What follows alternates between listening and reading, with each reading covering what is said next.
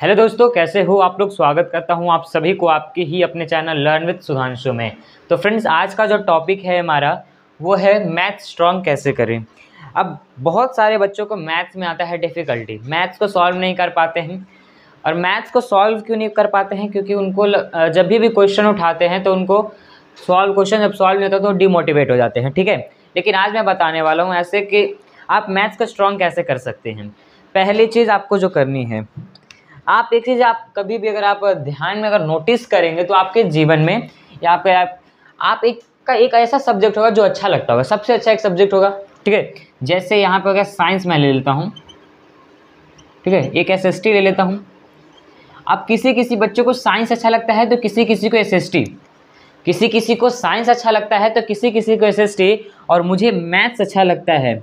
ठीक है, और मुझे मैथ्स अच्छा लगता है। लेकिन आपको भी अगर मैथ्स अच्छा लगवाना तो क्या करेंगे? साइंस को आप कितना घंटा देते हो बताओ, जब आप अपना नाम समय बता दो कि कमेंट में। ठीक है, और अगर जिसको एसएसटी अच्छा लगता है वो एसएसटी को कितना ध्यान देते हैं, ठीक है, कितना घंटा देखते हैं बुक निकाल कर।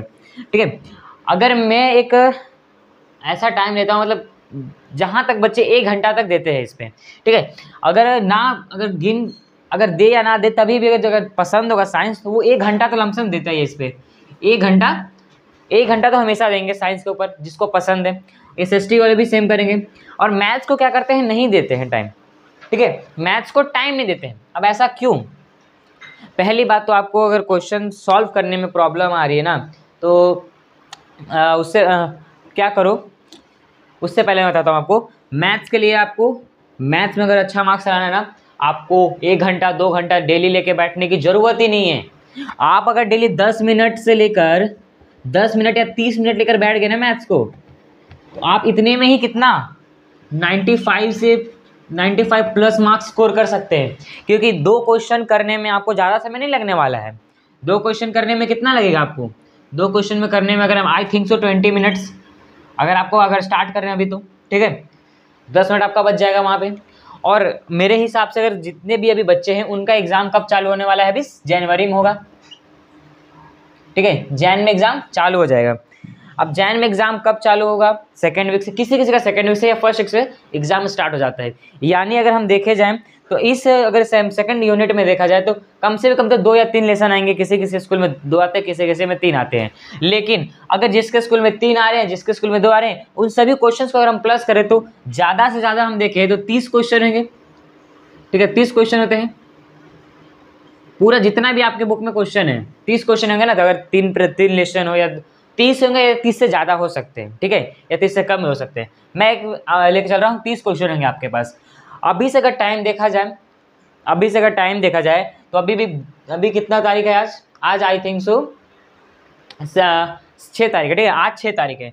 6 तारीख से 31 तारीख आने में अभी बहुत टाइम है। ठीक है, यानी एग्जाम आने में अभी आपको कम से भी कम तो 1 महीना का समय लग जाएगा। ठीक है, अब 1 महीना में अगर 31 दिन होते हैं, ठीक है, 1 महीना में यहाँ पे 31 दिन के लेकर चल रहे हैं, तो अब आप क्या कीजिए, अगर डेली एक एक क्वेश्चन अगर आप सॉल्व करते हो तो 30 क्वेश्चन आपका सॉल्व हो जाएगा।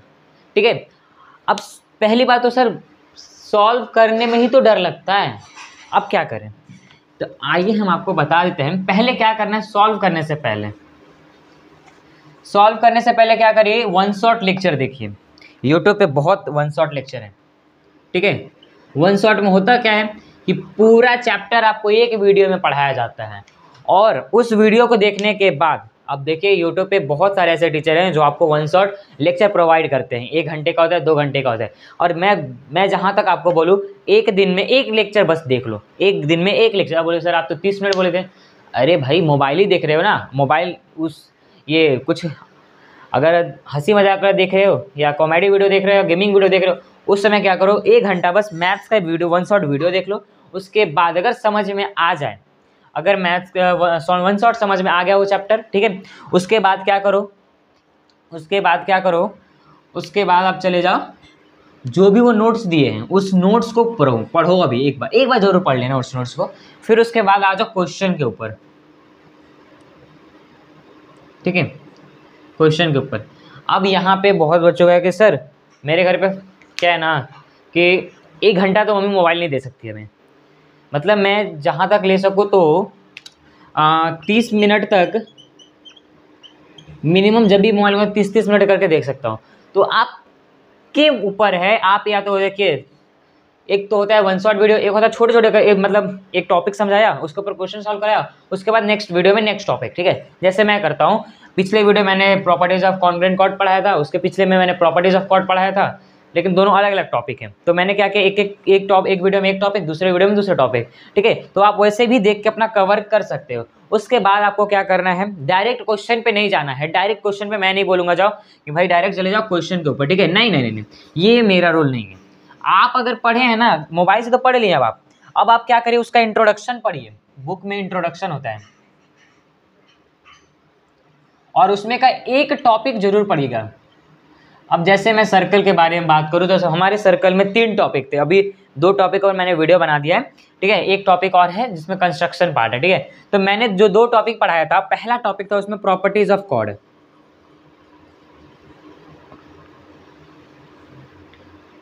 PROPERITES, प्रॉपर्टीज ऑफ कॉर्ड, ठीक है। फिर एक और हमारा था प्रॉपर्टीज ऑफ कॉन्ग्रुएंट कॉर्ड, ठीक है। क्या है, प्रॉपर्टीज ऑफ कॉन्ग्रुएंट कॉर्ड। अब मान लीजिए इनमें से ये 2 टॉपिक मैंने पढ़ाया है, ठीक है। अब इसके ऊपर जो प्रैक्टिस से डिपेंड करती है, जैसे ये मेरा पहला टॉपिक है, तो इसके ऊपर मेरा क्या होगा, प्रैक्टिस एट 6.1 होगा, ठीक है। 6.1 मैं 6 लेसन पढ़ा होगा, 6.1 होगा, ठीक है। तो आप क्या कीजिए, पहला टॉपिक पढ़िए और उस टॉपिक से जितने रिलेटेड, पहले तो सॉल्व एग्जाम्पल सॉल्व कीजिए। मैं पहले बोलता हूँ सॉल्व एग्जाम्पल सॉल्व कीजिए। डायरेक्ट अगर क्वेश्चन पे जाएंगे तो आपको थोड़ा प्रॉब्लम हो सकती है, अगर स्टार्टिंग में सॉल्व करने जा रहे हैं तो। और अगर पहले से मैथ्स पसंद है तो डायरेक्ट जा सकते हैं। लेकिन अगर आप स्टार्ट कर रहे हैं कि नहीं अब थोड़ा ना मैथ्स पे ध्यान देना, मैथ्स में अच्छे मार्क्स लाने हैं, तो आप स्टार्टिंग में सॉल्व एग्जाम्पल सॉल्व कीजिए। क्या कीजिए, पहले सॉल्व एग्जाम्पल, ठीक है। अगर आप सॉल्व एग्जाम्पल सॉल्व करते हैं तो आपको क्या कॉन्फिडेंस आएगी, और उस कॉन्फिडेंस से आप क्या कीजिएगा, सॉल्व एग्जाम्पल में क्या करते होता है कि थोड़ा इजी सम्स होते हैं, ठीक है, थोड़ा इजी भी होते हैं, थोड़े हार्ड भी होते हैं, उसको सॉल्व कीजिए, उसको समझने की कोशिश कीजिए। उसके बाद आप आ जाइए किसके, मेन क्वेश्चन के ऊपर, जो आपका प्रैक्टिस सेट में, ठीक है, मेन क्वेश्चन के ऊपर। अब अगर आप जैसे ही मेन क्वेश्चन पे आओगे तो पहले तो आप क्या करते हैं ना, एक बार क्वेश्चन पढ़ा बस हो गया, एक बार क्वेश्चन पढ़े हो गया, नहीं नहीं नहीं नहीं, मेरे रूल में तो ऐसा नहीं कि एक बार क्वेश्चन पढ़ोगे हो जाएगा। कम से भी कम क्वेश्चन को पढ़ना है तो 2 बार पढ़ो या तो 3 बार पढ़ो। कितने बार, 2 बार पढ़ो या तो 3 बार पढ़ो, तभी क्वेश्चन समझ में आएगा, ठीक है। मैं भी एग्जाम में जब बैठता हूँ तो पहले जो क्वेश्चन होता है उसको मैं 3 बार पढ़ता हूँ। क्यों, क्योंकि मुझे उससे पता चले उसका क्या क्या कंडीशन है। और तीसरी बात तो मैंने बोल दिया, वन शॉट लेक्चर देख लो। तीसरी बात ये है आप लोगों के लिए, तीसरा जो है वो आती है हमारी कि अब तीसरी बात ये है ना कि आपको क्या करना है, अपने रिवाइज करना है उस सभी को, रिवाइज, ठीक है, रिवाइज करना है मैथ्स को। अब मान लिया आपने पहले में क्या किया, थोड़ा टाइम निकाला 30-30 मिनट के लिए, जहाँ फालतू टाइम वेस्ट करते वहाँ पे मैंने 30-30 मिनट लगाकर एक चैप्टर को मैं मतलब एक क्वेश्चन 2 क्वेश्चन वहाँ पे इंट्रोडक्शन पढ़ रहा हूँ, कभी तो उसके सॉल्व एग्जाम्पल सॉल्व कर रहा हूँ, फिर उसके बाद मैं क्या मेन क्वेश्चन सॉल्व कर रहा हूँ। यहाँ तक तो हम आ गए, ठीक है। उसके बाद आता है हमारा तीसरा रिवाइज करना, ठीक है। रिवाइज की स्पेलिंग गलत हो सकती है, ठीक है, ठीक है। तो अब आप कीजिए क्या, उसके बाद आप क्या कीजिए, आप लोग रिवाइज करने टाइम आप क्या कर लीजिए, पहले तो फॉर्मूला का शीट बना लिए,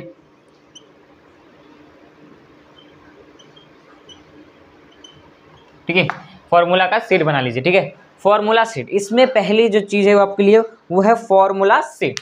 अच्छा, फॉर्मूला शीट क्यों बनाए, देखिए फॉर्मूला शीट बनाने से होगा क्या कि आपके, अगर आप पूरा होल बुक का फॉर्मूला शीट बनाते हो ना, उससे क्या होगा कि आपको मालूम चलेगा कि हाँ इस पूरे बुक में कम से कम 50 फॉर्मूले हैं, ठीक है, फॉर्मूले हैं। उसके बाद थियरम, आजकल पता है थियरम बहुते पूछे जाते हैं, बहुत पूछे जाते हैं यार एग्जाम में। उसको प्रूफ करने के लिए बोल देते थियरम हमें प्रूफ करके दिखाओ, तो प्रूफ वाले क्वेश्चन भी आपको नहीं छोड़ना है, ठीक है। आपको मैं सीक्वेंस वाइज बताऊँ तो आपको करना क्या है, अब जरा आप ध्यान से देख लीजिए।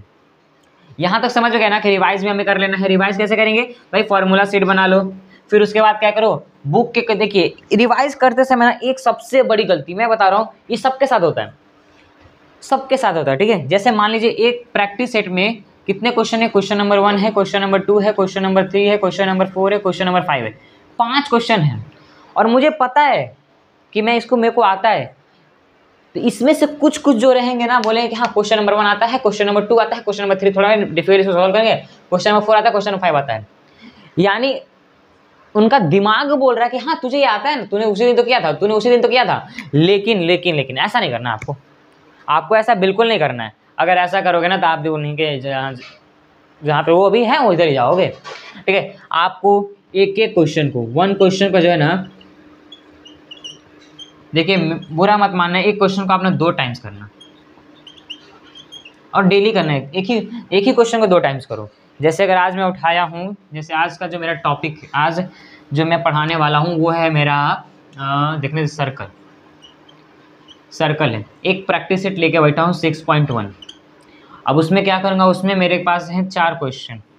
अब इसको मैं क्या करता हूँ, 2 दिनों में डिवाइड कर देता हूँ, 2 डेज़ में, यानी एक दिन में क्या 2 क्वेश्चन सॉल्व करूँगा और उस क्वेश्चन को भी मैं कितने 2 बार सॉल्व करूँगा, यानी 4 क्वेश्चन हो जाएगा मेरा। अब देखिए अब ये थियोरिटिकल, अब देखिए एक बात और ध्यान दे लीजिए यहाँ पे कि मैथ्स को अगर सीखना है आपको ना तो इसको याद नहीं करना है, आपको मगअप नहीं करना है। मगअप मतलब क्या होता है, यानी डायरेक्ट याद कर लेना। जैसे हिस्ट्री सिविक्स का करते हैं ना आंसर, पूरा आंसर याद कर लिए, जाके बस लिख के आ गए, उसके बाद पूछो। पता है बहुत सारे बच्चों का एक बहुत बड़ा प्रॉब्लम है कि एग्ज़ाम से आने के बाद ना भूल जाते हैं। अरे भाई मेरे साथ खुद हुआ है, मैं खुद ही भूल जाता हूँ। एग्ज़ाम में अगर लिख दिया ना, एक बार लिख के अगर एग्ज़ाम जैसे एग्ज़ाम हॉल से बाहर आए और उसी क्वेश्चन से अगर आप एक रिलेटेड क्वेश्चन पूछ दो, नहीं हो पाता है, क्योंकि पूरा मगअप कर गए थे। उनको पता है कि जितना भी लोड है वो बस पेपर में लिख दे, उसके बाद आगे, उसके बाद खत्म, उसके बाद सब भूल जाते हैं, ठीक है। तो आपको क्या करना है, मगअप नहीं करना किसी भी क्वेश्चन को, क्योंकि ज़्यादातर हो जाता है। अगर आप मगअप करके जाएंगे, अगर आप मगअप करके जाएंगे कि नहीं मैं क्वेश्चन नंबर 1 ना मगअप करके जाऊँगा, तो पूरा एकदम रट्टा मार लेता हूँ। देखिए यहाँ पे ना एक और मेन कारण है, बच्चों को मैथ्स में कमजोर बनाने के लिए टीचर्स का हाथ होता है। अब बोलोगे सर आप कैसे बोल सकते हो, अरे यार जब अगर मैथ्स का एग्जाम है, यानी इसमें आप क्वेश्चन तो चेंज कर सकते हो, क्वेश्चन चेंज तो कर सकते हैं ना भाई। मैथ्स के एग्जाम में आपको क्वेश्चन चेंज करना चाहिए कभी भी। तो यहाँ पे होता क्या है ना, स्कूलों में आजकल बहुत अच्छा, मैं बोल रहा हूँ, सही में बोल रहा हूँ, सभी जगह स्कूल में, मैं अभी जहाँ पढ़ता हूँ तो यहाँ पे सेम यही होता है यार। मैं बोल रहा हूँ यहाँ पे क्या होता है ना, जो क्वेश्चन अगर हमारे टेक्स्ट बुक में भाई वही क्वेश्चन हमारे एग्जाम में भी आता है भाई। उनका एक नंबर पता है ना, एक 0.9% भी नहीं क्वेश्चन बदलता है, पूरा 100% क्वेश्चन क्या होता है, सेम होता है। इससे होगा क्या, बच्चे मगअप कर लेते हैं, बच्चे उसी को याद कर लेते हैं यार। आप लोग भी याद करके जाते हो कि जहाँ पे अगर ऐसा क्वेश्चन होता है, क्योंकि हमें पता है कि यही क्वेश्चन आने वाला है, यही 30 क्वेश्चन में से यही 30 क्वेश्चन को मैं याद कर लेता हूँ। अब 30 में से नहीं तो आप कम से कम चलो 15 क्वेश्चन याद किया। अब ऐसा थोड़ी है 30 में से जो आपने 15 याद किया उसमें से कोई तो कोई आएगा ही। तो आपको याद नहीं करना, आपको क्या करना है, सॉल्व करना है, वो भी समझ के सॉल्व करना है। अगर क्वेश्चन का अगर नंबर भी चेंज हो जाए ना तो आप सॉल्व कर सके, ऐसा आपको पढ़ना है, ठीक है। नहीं क्योंकि देखिए मैं जिस स्कूल में भी पढ़ता हूँ उस स्कूल में यही है कि क्वेश्चन सेम दिया जाता है, उससे मुझे बहुत गुस्सा आता है। क्वेश्चन सेम देने का मतलब क्या है कि आप बच्चों से रट्टा मरवा रहे हैं मैथ्स पे, जबकि मैथ्स एक रट्टा मारने वाली चीज़ नहीं है, मैथ्स समझने वाली चीज़ है।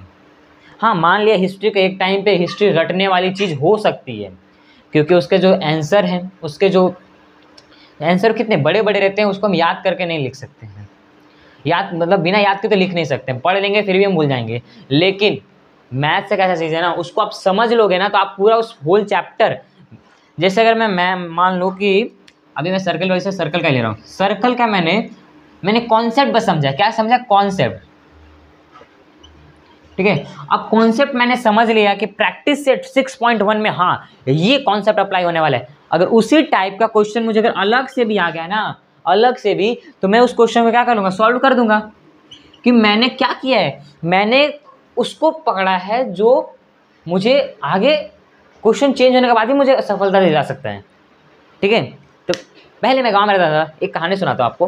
पहले मैं गांव में रहता था, वहाँ पे होता क्या था ना कि क्वेश्चन कभी सेम नहीं आते थे, क्वेश्चन में नंबर चेंज होते थे, हमेशा चेंज होते थे, और उसी के कारण मेरा मैथ स्ट्रांग हो गया, क्योंकि अब गांव में है मगब तो कर नहीं सकते हैं, क्वेश्चन हमेशा चेंज हो जाता था, जो बुक में है वो आता ही नहीं था, मतलब वहाँ पे नंबर चेंज कर देंगे कुछ क्वेश्चन में, देखिए मतलब उसका वही रहने वाला, कोई सब क्वेश्चन वही रहेगा, लेकिन होगा क्या यहाँ पे मैं बताता हूँ, यहाँ पे होने वाला क्या है, अगर यहाँ पे 0.5 बुक में दिया रहेगा तो आपको 5.09 दे देंगे। अब इसमें क्या हो जाएगा, ये आपको दिमागी कंफ्यूज होगी, तो क्वेश्चन था ही नहीं, अब वहाँ पे आपको क्या कॉन्सेप्ट अप्लाई करना था, हर जगह मगब वाला मैथ्स काम नहीं करता है, आपको करना है कॉन्सेप्ट अप्लाई, ठीक है। और एक बात यहाँ पे ध्यान रखिएगा कि एग्जामिनेशन हॉल में कभी भी ना ट्राई कीजिएगा ना कि ऐसे जगह बैठे जहाँ पे आपको कंफर्टेबल हो।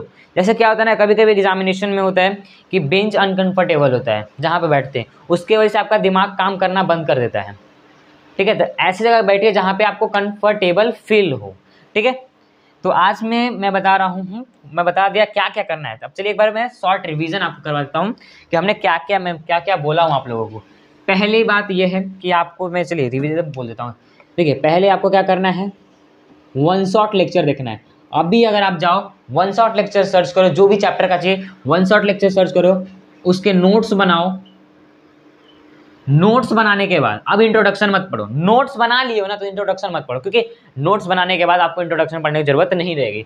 नोट्स बनाए, उसमें फॉर्मूले थे सब याद कर लिए। देखिए हाँ एक चीज़ और, फॉर्मूले याद करने पड़ेंगे, थियरम याद करने पड़ेंगे। नहीं थियरम को भी आप याद नहीं कर सकते, थियरम को याद मत कीजिए, क्या कीजिए ना उसको समझ लीजिए कि कहाँ पे। अब देखिए कुछ कुछ जो चीज़ होते हैं ना वो आप थियरम में, जैसे मैथ्स में थियरम हो गए, अब उसको थोड़ा याद करने की कोशिश कीजिएगा, ठीक है। अब थियरम अगर याद नहीं होता है तो उसके ऊपर मैं एक और वीडियो बनाऊंगा, थियरम कैसे याद करेंगे, ठीक है। तो यहाँ पे हम क्या करेंगे, जितने फॉर्मूले हमारे थियरम से उसको एक बुक पे लिख लिया यहाँ पे। उसके बाद आपको क्या करना है, जैसे मैं यहाँ पे लिखता हूँ थियरम एंड फॉर्मूला, ठीक है। उसके बाद आ जाना है आपके क्वेश्चन पे। हाँ अब यहाँ पे आ गए हो क्वेश्चन के ऊपर ना, तो डायरेक्ट क्वेश्चन के ऊपर जाना मत।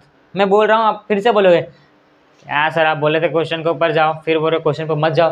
पहले जाओ सॉल्व्ड एग्जाम्पल पे, पहले जाओ सॉल्व्ड पे, सॉल्व्ड एग्जाम्पल पे। सॉल्व्ड एग्जाम्पल जब अच्छे से हो जाए फिर आ जाओ मेन क्वेश्चन, ठीक है। अगर मेन क्वेश्चन भी हो जाए ना तो फिर उसके बाद जाओ रिवीजन में, कहाँ पे, पिछले साल वाले पेपर को सॉल्व करो, लास्ट ईयर पेपर, ठीक है। अच्छा आपको क्या क्या करना है आप देखो, वन शॉट लेक्चर देखो, उसके नोट्स बनाओ, थियरम फार्मूला जो भी याद सब याद कर लो। उसके बाद सॉल्व एग्जांपल सॉल्व करो, मैं बार बार बोल रहा हूँ सॉल्व एग्जांपल पहले सॉल्व करना, उसके बाद मेन क्वेश्चन सॉल्व करना, और उसके बाद लास्ट ईयर क्वेश्चन सॉल्व करना। इतना हो गया ना आपका मैथ्स हो गया, मैं गारंटी देता हूँ आपका 90+ आएगा, अगर मेरे बताए गए से मैं बोल रहा हूँ, अगर वो फॉलो करते हो तो। या अगर वन शॉट लेक्चर आप नहीं देख सकते हो, नोट्स नहीं बना सकते हो, आप क्या करो, चलिए अगर किसी को ये नहीं हो पाता है, ठीक है, वन शॉट लेक्चर 2-2 घंटा वीडियो मोबाइल देखने में प्रॉब्लम होती है, आप क्या करो आप यहाँ पे कर क्या सकते हो, आप इंट्रोडक्शन पढ़ो, बुक का इंट्रोडक्शन पढ़ो और टॉपिक पढ़ लो, क्या क्या टॉपिक उसमें आने वाला है। देखो क्या होगा ना, टॉपिक पढ़ोगे तो आपको समझ में सब आ जाएगा, ठीक है।